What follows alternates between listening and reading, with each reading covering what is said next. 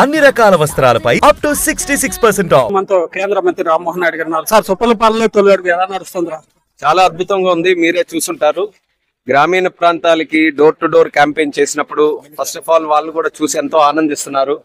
ఒక స్వాతంత్రం వచ్చినట్టుగా అయింది. 2024 ఎన్నికల తర్వాత ప్రజలందరికీ కూడా ఒక రాక్షస పరిపాలన నుంచి విముక్తి చెందే విధంగా వాళ్ళందరూ కూడా ఈ సంవత్సరం పాటు కాలం కూటమి ప్రభుత్వం, ముఖ్యంగా చంద్రబాబు నాయుడు గారు ఆయన తాలూకు అనుభవం అంతా కూడా వినియోగించి ఈరోజు చేస్తున్నటువంటి కార్యక్రమాలకి మంచి రెస్పాన్స్ ఈ రోజు ప్రజల దగ్గర నుంచి కూడా ఉంది. రామ్మోహన్ నాయుడు అంటున్నారు మంచి రెస్పాన్స్ అని, జగన్ అంటున్నారు హామీలు ఏవి అమలు చేయలేకపోతున్నారు, భవిష్యత్తులో పాదయాత్ర చేసి మళ్ళీ అధికారంలో. అంటే ప్యాలెస్ లో కూర్చొని మాట్లాడినప్పుడు ఏదైనా మాట్లాడొచ్చు. మేము గ్రౌండ్ లెవెల్లో ఇంటి ముందు నిల్చొని మీరు బైక్ పెడితే ఇంటి దగ్గర మాట్లాడుతున్నాం. ఇప్పుడు మీరు మాకు అడగకుండా మీరు ఇది ఇంటి వెళ్ళి అక్కడ ఉన్న పెద్దవాళ్ళకి వాళ్ళందరికీ కూడా అయితే వాళ్ళే చెప్తారు. మనం ఇచ్చినటువంటి హామీ 3000 నుంచి 4000 పెన్షన్, జగన్మోహన్ రెడ్డి గారి లాగా 250 అలా స్కీముల ప్రకారం ఇంట్రెస్ట్ల ప్రకారం పెంచలేదు. వన్ టైమ్ గా ఆ కార్యక్రమాన్ని పెంచాం. తల్లికి వందనం పథకం ఆ టైంలో ఒక్కరికి ఇస్తామని చెప్పి బట్టన్ నొక్కితే చాలా మంది తల్లులకు రాలేదు కూడా. అటువంటిది మనం అంతటినీ కూడా రాష్ట్రంలో ఎన్ని లక్షల మంది తల్లులుంటే అందరినీ కూడా ఎంచుకొని ఆ తల్లులకున్న ప్రతి ఒక్క పిల్లవాడికి కూడా వేసాం. ఒక సిస్టమేటిక్ గా ఆర్గనైజ్డ్ గా ఎవరైనా రాకపోతే మళ్ళీ సచివాలయ వ్యవస్థని వాళ్ళ వెంటపడి మరి ఆ అర్జీలన్నీ కూడా తీసుకొని వాళ్ళని కూడా చేసే కార్యక్రమం చేస్తున్నాం. 3 సిలిండర్లు ఉచిత కార్యక్రమం అది కూడా ప్రారంభించాం. అలాగే మనకి ఆగస్టు 15 నుంచి ఉచిత బస్సు కార్యక్రమం చేస్తున్నాం. ఉద్యోగాలు ఇస్తామని మొట్టమొదటి సంతకం మెగా డిఎస్సి పరీక్షలు కూడా రాయించి ఈరోజు 16,000 మంది టీచర్స్ ని కూడా ముందుకు నడిపించే చేస్తున్నాం. కాగ్నిజెంట్ లాంటివి, టీసీఎస్ లాంటివి ఎన్నో కంపెనీలు అసలు ఆంధ్ర రావడానికే భయపడుతున్నటువంటి వారందరికీ దేశ విదేశాల్లో లోకేష్ అన్న కానీ చంద్రబాబు నాయుడు గారు కానీ వాళ్ళందరూ కూడా తిరిగి వాళ్ళకు కూడా ఇక్కడ పెట్టుబడులు పెట్టే విధంగా ఎంకరేజ్ చేసి లక్షల మందికి ఉద్యోగాలు వచ్చే విధంగా పెట్టుబడులు తీసుకొని వస్తున్నాం.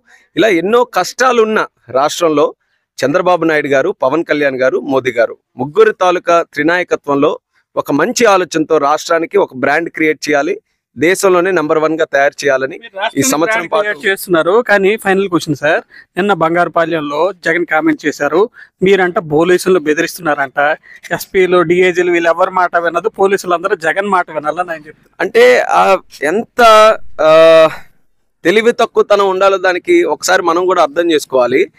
వీడియోలు వస్తున్నాయి, వీడియోల్లో వాళ్ళ కార్యకర్తలే పోలీసుల్ని రెచ్చగొట్టి పోలీసుల మీద రాళ్లు రువ్వి పోలీసుల మీద ఇష్టానుసారంగా దుష్ట పదజాలంతో వాళ్ళందరినీ కూడా కించపరిచి మాట్లాడి వాళ్ళే రపరప నరికేయాలని ఒక డిఎస్పీ పర్మిషన్, ఆయనది లా అండ్ ఆర్డర్ మెయింటైన్ చేయాల్సినటువంటి వ్యవస్థ, ఒక ఉద్యోగం.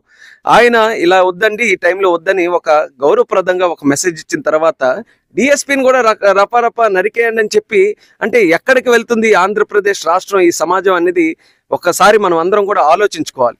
ఆ రకంగా ఆయనే మాట్లాడి వాళ్ళ పార్టీ వాళ్ళని రెచ్చగొట్టి లా అండ్ ఆర్డర్ సిచ్యువేషన్స్ క్రియేట్ చేసి మళ్ళీ ఆయనే అసలు ఎక్కడా లేదనేది పోలీసులు వాళ్ళ మీద తిరుగుబాటు చేస్తున్నారు అనడానికి అసలు ఎలాంటి ఆలోచన తనం ఉండాలో ఒకసారి మనం అందరం కూడా గమనించాలి. కానీ తెలుగుదేశం పార్టీ నుంచి కానీ కూటమి ప్రభుత్వం నుంచి స్ట్రిక్ట్ గా చెప్తున్నాం, లా అండ్ ఆర్డర్ ఎక్కడైనా ఎవరైనా సరే ఆ వ్యవస్థతో చెలగాటమాడినా, మహిళల తాలూకా భద్రత విషయంలో ఎవరైనా సరే అందులో చెలగాటమాడినా, లేకపోతే రాష్ట్రంలో అనవసరమైనటువంటి విషయాల్లో జోక్యం చేసుకొని రాష్ట్రం తాలూకా బ్రాండ్ ఇమేజ్ ని నష్టపరచాలని ఎవరైనా చూసినా వాళ్ళ మీద మాత్రం లా అండ్ ఆర్డర్ ప్రకారం, రూల్ ప్రకారం కఠినమైనటువంటి చర్యలు మాత్రం తీసుకుంటాం. అందులో ఎక్కడ వెనకడుగు వేయం. గిన్నీస్ రికార్డు సాధించబోతున్న మెగా పేరెంట్స్ మీట్ ఎలా ఉండబోతుంది?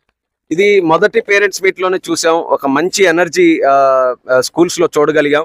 సాధారణంగా ఏంటంటే కార్పొరేట్ వ్యవస్థల్లో, కార్పొరేట్ స్కూల్స్ లో ఎలాంటి కార్యక్రమాలు చూస్తూ ఉంటాం. కానీ ప్రభుత్వ పాఠశాలల్లో మనకున్న వ్యవస్థలన్నీ కూడా కలుపుకొని ముఖ్యంగా తల్లిదండ్రుల్ని, పిల్లల్ని, అలాగే టీచర్స్ ని, స్కూల్స్ తాలూకు వ్యవస్థని అందరినీ కూడా అనుబంధం చేసి భవిష్యత్తు తరాలకి ఒక మంచి వేదికగా ఈ యొక్క పీటీఎం మీటింగ్స్ జరగడం అనేది చాలా ఆనందంగా ఉంది.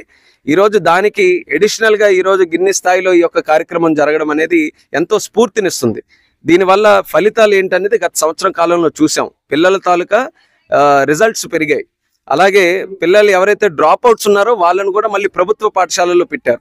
కార్పొరేట్ వ్యవస్థలో చదువుతున్న వాళ్ళు కూడా ఆనందంగా మళ్ళీ తీసుకొని వచ్చి ప్రభుత్వ పాఠశాలల్లో ఇది రికార్డు పరంగా మనం చెప్పొచ్చు. ఎందుకనంటే ప్రతి స్థాయిలో కూడా 2 పిల్లలు 10 మందో 15 మందో పెరిగారు. క్రెడిట్ ఎవరికి? ఇది ఖచ్చితంగా లోకేష్ అన్న గారికి. లోకేష్ అన్న గారు ఒక ఛాలెంజింగ్ మినిస్ట్రీగా ఈ యొక్క హెచ్ఆర్డి మినిస్ట్రీ తీసుకొని ఆయనకున్నటువంటి అనుభవాన్ని, లేకపోతే మిగతా స్టేట్స్ లో ఉన్నటువంటి పథకాలని, కేంద్ర ప్రభుత్వ పథకాలని అన్ని కూడా స్టడీ చేసి ఆయన ముఖ్యంగా యువగలంలో ఇంటింటికి వెళ్ళినప్పుడు, రాష్ట్రమంతా తిరిగినప్పుడు చాలా కనెక్ట్ అయ్యారు.